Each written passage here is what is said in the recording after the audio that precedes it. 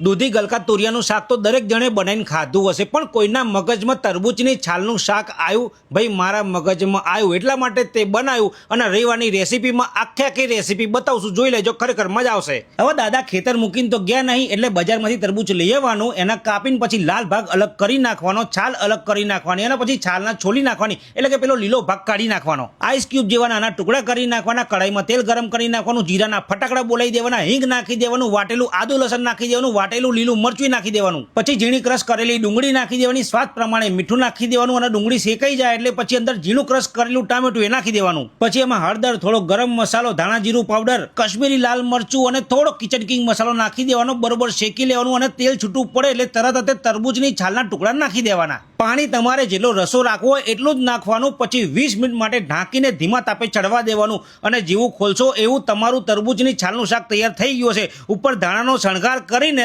બાઉલમાં કાઢીને રોટલી સાથે ખાવાની જે મજા આવે. બાકી કહું છું, આ રવિવારની રેસીપી ઉનાળો પતે એની પહેલા એકવાર બનાવીને ટ્રાય કરજો, ખરેખર બહુ મજા આવશે. હા.